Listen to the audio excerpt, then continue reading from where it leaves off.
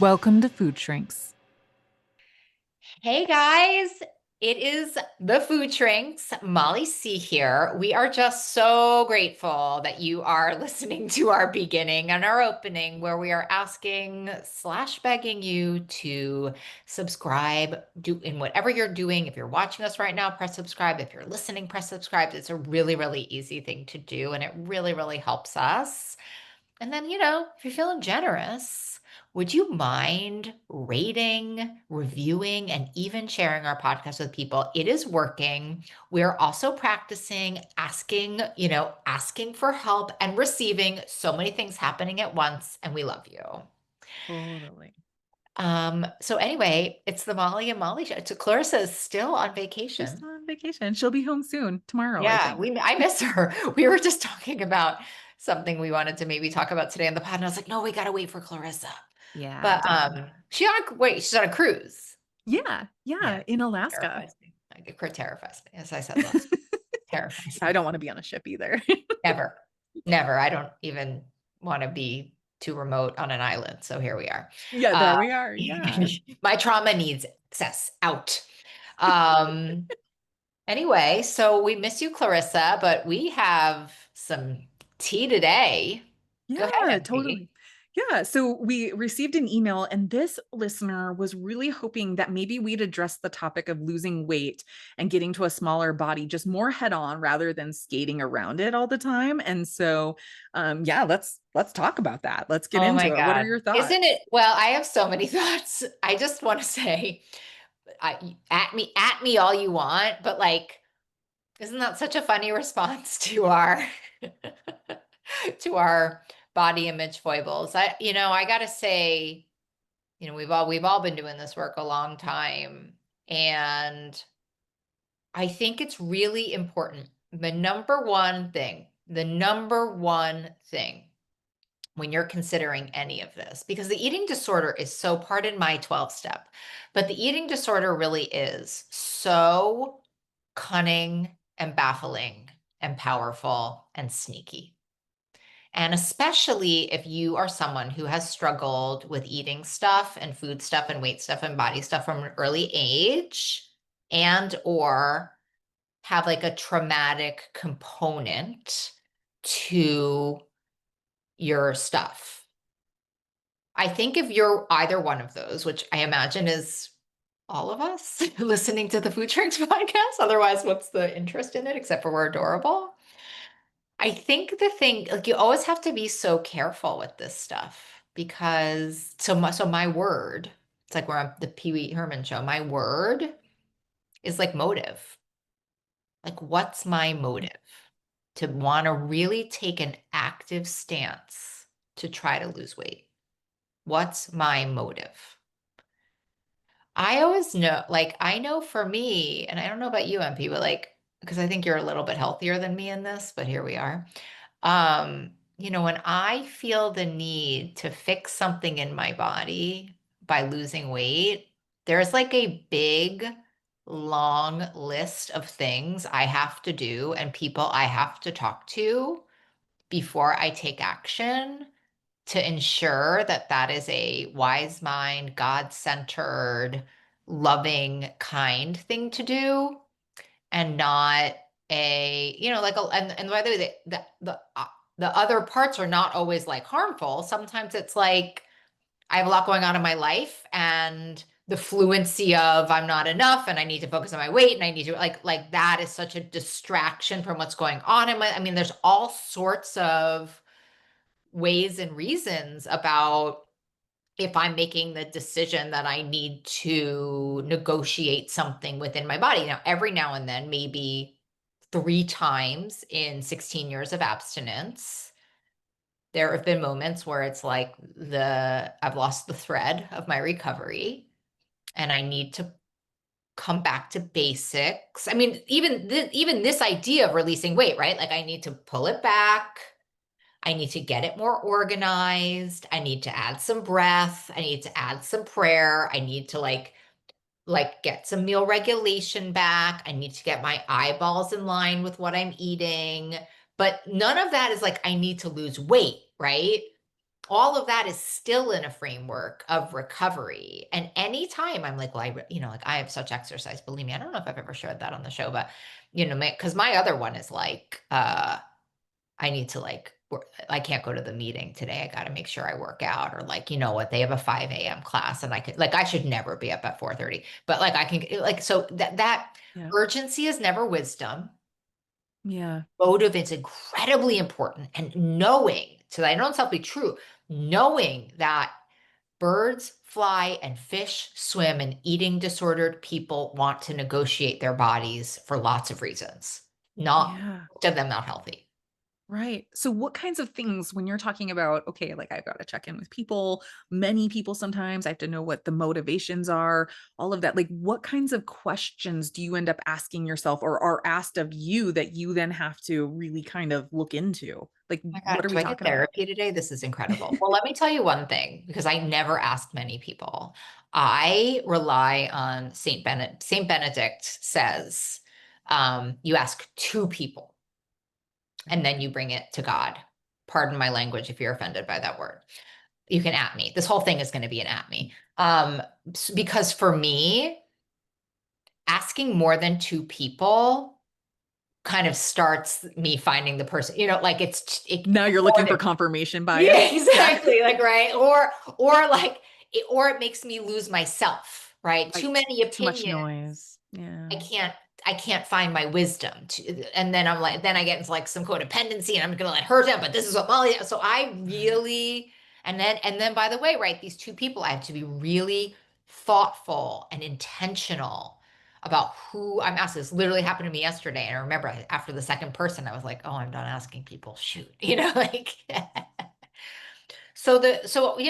it's I think it's kind of simple. I mean, I think the other thing for me, which may not be the same as a listener, which I really trust these people in my inner circle. I probably have like, and by the way, I nailed it because we've been doing this podcast almost a year, and I would say that Molly and Clarissa are two people I would go to with an issue like this, and I would say, I need to run this by you because and you got like the thing is like if you can't, this is why we really need to be doing shadow work, friends. Hmm. Because if you're so scared of that shadow, then you can't understand that perhaps it's the shadow side of you coming in. And sometimes we just can't decipher the truth from the false. That's what it is to be a human. We talked about this last week. It's all in the same frequency, right? So I would just say to my trusted advisors, I mean, first of all, right, if I'm at a healthy weight for me, right, between 153 and 156, 157, 156, there is nothing to negotiate, period. Got it. Okay, that's true. Mhm. I weigh myself like once a month, if that. Um, but if I'm going to go to somebody, I'm going to say, I need your honest opinion. I need you to not worry about hurting me. I need you not to please me. I need you, and I need to run this by you. And here's what I'm thinking. And then I need to be open to somebody saying to me, that does sound like it's your disease. Okay. And so what is it that you think they're listening for that lets them know, oh, that's the disorder, that's not like a healthy Yeah. perspective on this? Well, I'll say it over and over again. I think probably the urgency, like, why can't it, Mm, like, why are you, and maybe they're looking for the distract, like what I'm talking about, like the distraction. I mean, I guess if I was listening, my first and only question would be, why is what is happening for you right now not enough? mhm, And that's what I'd ask that reader. mhm, Or that listener. mhm, Why? So the first journaling question for you and the God of your understanding, right, and the universe, whatever you want to do, is like, why is me? And this is a very Molly P take. Why is me right now in this moment not enough? Okay, that's a mhm. great question to get to the bottom of. And then it's sort of like, if I get this thing, will it be enough? Right. And can you be real? And that's what I would also write because I don't know, listen, like I got the real deal eating disorder, right? It's always 15 pounds. That's what one of my patients always says. She says, Molly, I just want to lose 15 pounds. And I look at her and I said, it's always 15 pounds, Mhm. and it's never 15 pounds. And we all know that. Yeah. Then we're sort of stuck back in that misogynistic, not enough cycle where we're useless and we can't be happy. So that if you're gonna undertake, you're gonna lose something. Yeah. Yeah. What about for the person who, because like for you talking about where you're at, like in your journey where you've had weight loss, then there, within the recovery from eating disorders, food addiction, all of the things. And then there have been these periods where like maybe it's crept up and you've come back to your basics, you've readjusted, it's come back off. So you've had these periods of stability and not fully losing recovery. And what I'm wondering is, what about for the listener who maybe is like, yeah, talk about losing weight, but they haven't even been able to achieve like Mhm. even like that quiet or that Yeah. I mean, that peace. yeah. Yeah, yeah, it's such, it's like well, this is probably what we're going to talk about when Clarissa comes back from vacation, but like the insidiousness of diet culture is really something, isn't it? Like we Right. still it's so tragic to me. I mean, so many things are tragic to me today in the State of the Union, but something that's really, really tragic to me today is that we're still thinking that a change in our body is going to fix things. I mean, I do agree. Listen, and like I come from, I weighed 325 pounds, right? Like life was very different in that body than it is, and everything was different in that body. But also, Molly, from what you're saying, because how I was nourishing and nurturing myself was incredibly abusive. And how I nourish and nurture myself today is not. And so that, like, I think that's sort of seeming into your question here, which is like, I think we have to be the hamster wheel of losing weight is open to everybody, Yeah. as is this middle path of finding like a symbiotic space that your body can sit at while you enjoy nourishing, nurturing food and have pretty little noise. But that Yeah. hamster wheel is always going to be there. I don't think we're ever going to beat this diet culture machine. Yeah. Oh, Agreed. We have to find our way through because right. We have right, to like like be like, oh, I can't click that. right. Like, oh, I Right. have to watch less of what I ate in a day. Like, oh, you know what? Maybe this protein macro thing counting isn't working for like Right. so that the piece lives in that awareness, I think. Yes, especially when I think about some of my clients who maybe have struggled with this piece the most. They typically are like, I eat keto, I eat carnivore, right? So like there's already this buy-in to this very kind of like strict or restrictive food plan. And then because so and so said and so said, these very loud Yeah. noises like, or voices like you said, like then you lose your inner wisdom.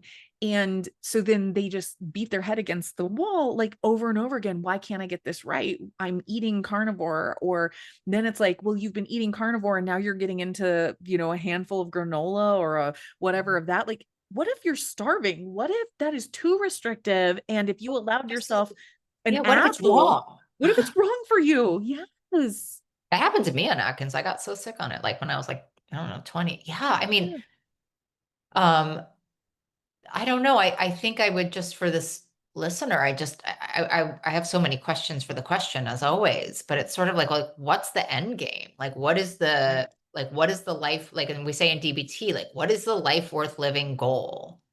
And like Yes. as eating disordered people, we really have to say to ourselves, is 5 pounds really going to change that? In the times that I have had to take action on 5 pounds, and listen, there is very reliable data from old school Weight Watchers in the 1970s that says you can usually come back from a 5 pound weight gain. You usually cannot come back from a 10-pound weight gain. I believe that data wholeheartedly. Like, I'm not sitting here telling you health at any size, whatever. That's not my beat. But I'm a very middle path person about this. So when I have taken action on 5 pounds, it hasn't been to lose 5 pounds. It's been because the noise is loud, and it's impacting my body and my life is getting small again and I'm self-centered to the core about like this little thing like and I know the only way out of it is to get back into the structure that gives me the freedom. Yeah. But the Yes. hamster wheel is always going to be there and the more um digital we get, the worse this thing get because you're always going to find a coach that's going to tell you that they can help you lose weight. You're always going to find a program that's going to help you count your macros. You're always going to find an app that's going to tell you, yeah, you need to lose 7.5 pounds, and it can help you do that in the next 2 weeks. And so it's like that's why this is Mhm. spiritual. I mean, Oh, totally, totally. Because then the piece that I think about is, like you said, is 5 pounds really going to make a difference? Is 15 pounds really going to make a difference? That number is, can be much larger and much smaller depending on who's listening. But the thing is like losing the weight. Yeah, like you said, there's all kinds of people out there who are going to tell you they can help you. In fact, there are all kinds of medications and yeah. other interventions that will help you do it. But on the other end, once that weight is is off, or you're in that direction, has your life improved? How will Mhm. you maintain that? Yeah. What will change if the weight does come back? Because we know, right, from Right. research and just Yep. lived experience, most of us, that regain is real and then it usually comes with more. And Yeah. so, like, what is, like you said, what is the end game and what is your plan for that maintenance? Because diet plans don't typically have a maintenance phase to it. And I hate that word, by the I way. know, I do too. It's just life.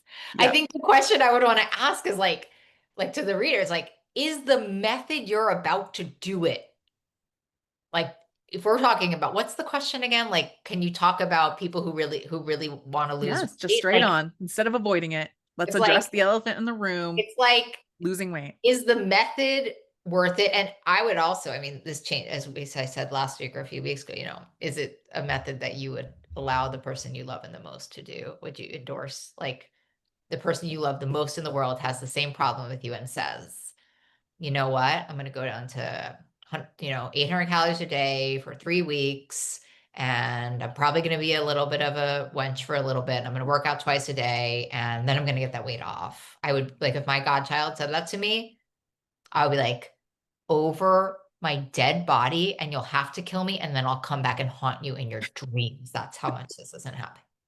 Right. Yes. Well, and that's just it. Would I give that advice? Whatever I'm going to do, would I give that to somebody I love? And is this sustainable? Because like you said, I hate the word maintenance too. It's more like, is it meaningful? Is it sustainable? Is it something that I can envision seeing myself do the rest of my life? Because when I think back to the times that I was the most quote successful in being in a smaller body, I was doing cardio an hour a day on top of other things. Like I was fearful that if I didn't do it, that if I missed one day, that I'd miss another, then another, The to the obsession. point where I was injured. Like, what's the end game? Is that sustainable? I think about my life today and I'm like, I don't want to do an hour of cardio every single day of my life. I just don't. Yep, yep, That's yep, not yep. me. And can I just say also, Mal, because I know we have listeners here, because I really just want to make sure we validate people who are also like, but Molly and Molly, like I am in a this is not the body I am supposed to Yeah. be. And I want to say Amen. to you, like, Same. yeah, let's work Same. on that, but you wanna be building a path towards a really loving, sustainable relationship with food that you Yes. can come back to again and again, And that again. you wanna get this is why I write in Breaking Up with Sugar, you wanna Yep. get married, find a program you can get married to, Sure. and live happily ever after that you never need to cut and run from. That's my program, right? I Yeah. stray from the marriage sometimes, but come Yeah. back to the loving But you arms of can, mine. right, because it's a safe, supportive container. And I think that's just it, is like, yes, I am never going to poo poo somebody wanting to lose weight, wanting to feel more comfortable in the body that they're in, or whatever the really like good reasons are that people want to lose weight. I'm never going to poo poo that. But I like you, I like that idea of really checking in. What are the intentions? What is the impact?